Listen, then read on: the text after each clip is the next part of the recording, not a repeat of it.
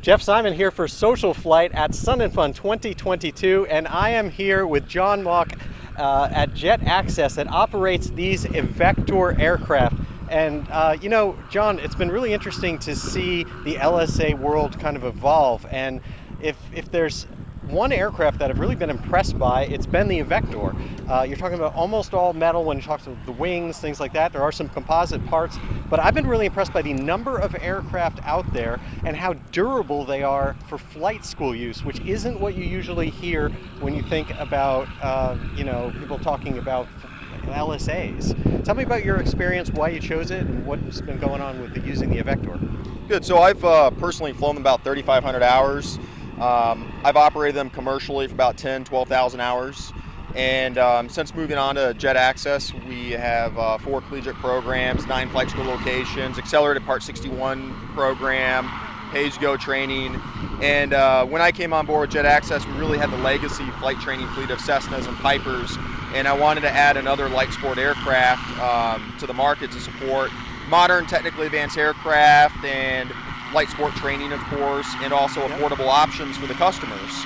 And so I, of course, selected EVEKTOR due to my history with them flying and complete trust in the aircraft.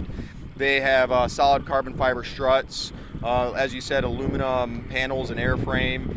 All parts that affect the rigidity are metal aircraft. Everything's riveted and glued, solid push pull rods. So not only is it a durable aircraft to do flight training in, but due to its aerodynamics and its. It's a phenomenal aircraft for developing stick and rudder skills.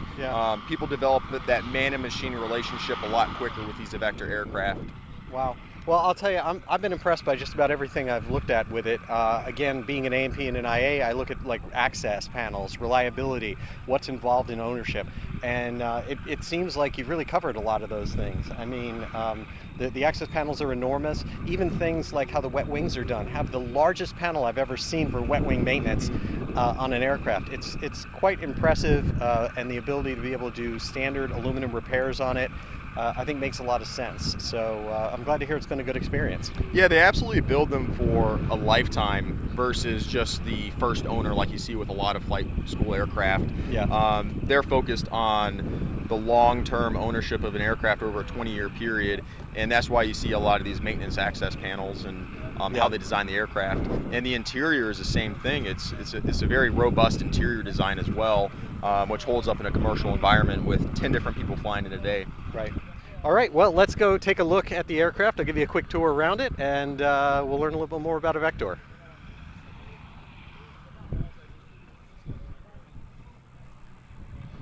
As you can see, the wings here are all aluminum construction, which is really cool. They've got vortex generators on the front. That access panel I was talking about, you can just barely make it out there behind the fuel filler. This large panel is actually there for maintenance of the aircraft. One of the other things I think is great, having to do with reducing any issues that you'd have on the ground, is the fact that we're dealing with split flaps. So that means that the flaps come out from underneath the wing. You can just barely make that out from there, that there's a flap underneath there. That means you don't have to worry so much about the idea of someone damaging a flap with access from the top. Inside the aircraft, you can see it is extremely well equipped. Gorgeous panel design on this, and my understanding is the aircraft sell anywhere from $160,000 to $200,000 depending on how it's equipped in that, which is pretty impressive numbers. Of course, all that is always changing all the time for a lot of these manufacturers.